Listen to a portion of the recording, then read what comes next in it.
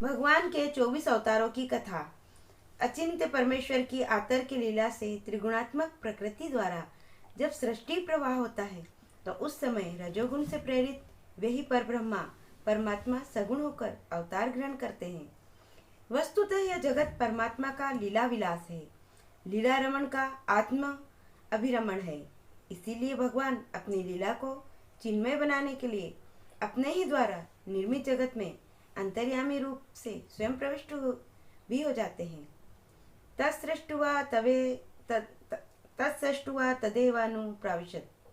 वे परम प्रभु अजायमान होते हुए भी बहुत रूपों में लीला करते हैं। अजायमानो बहुधा विजायते।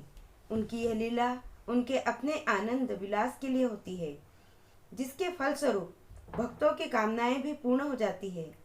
भगवान का अपने नित्य धाम से पृथ्वी पर लीला अवतरण ही अवतार कहा जाता है।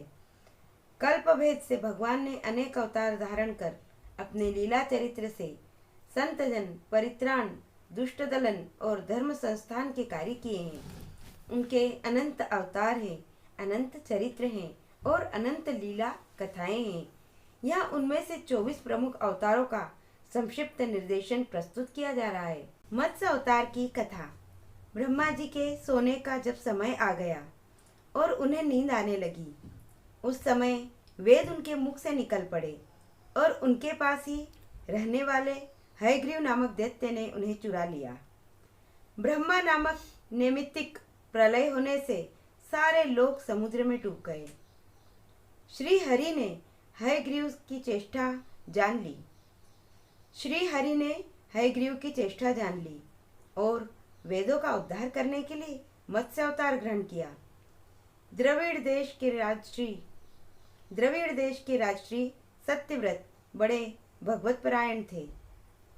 वे मल्य पर्वत के एक शिखर पर केवल जल पीकर तपस्या कर रहे थे। यही वर्तमान महाकल्प में वैवस्वत मनु हुए। एक दिन कृतमाला नदी में तर्पण करते समय उनकी अंजलि में एक छोटी सी मछली आ गई।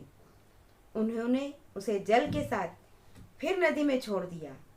उसने बड़ी प्रार्थना की कि मुझे जल जंतु खा लेंगे, मेरी रक्षा कीजिए। राजा ने उसे जल पात्र में डाल लिया।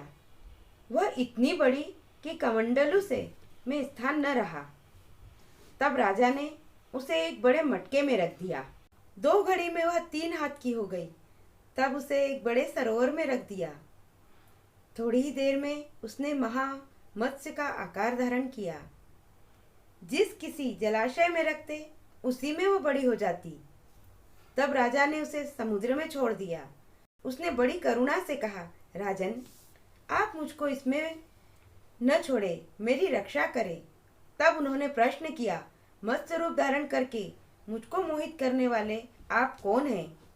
आपने एक ही दिन में 400 कोस के विस्तार का सरोवर घेर लिया। आप अवश्य ही सर्वशक्तिमान सर्वांतर्यामी अविनाशी श्री हरि हैं। आपने यह रूप किस उद्देश्य से ग्रहण किया है? तब भगवान ने कहा, आज से 7वें दिन तीनों लोग प्रलयकालीन समुद्र में डूब जाएंगे।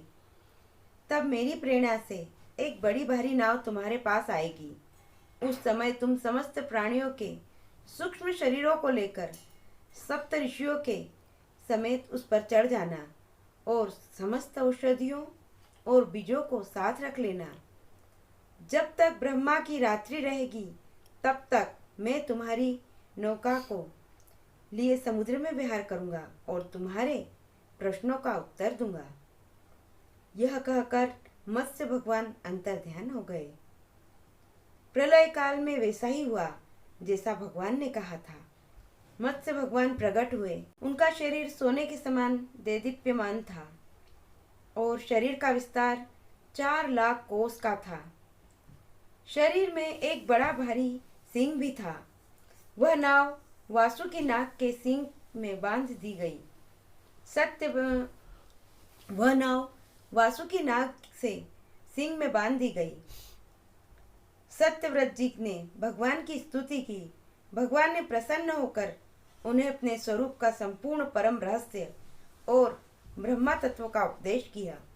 जो मत्स्य पुराण में है, ब्रह्मा की नींद टूटने पर भगवान ने हयग्रीव को मारकर श्रुतियां ब्रह्मा जी को लौटा दी। जय श्री मत्स्य अवतार। यह मत्स्य अवतार की कथा आप लोगों को कैसी लगी, हमें कमेंट बॉक्स में ज़रूर बताएं और सब्सक्राइब ज़रूर करें।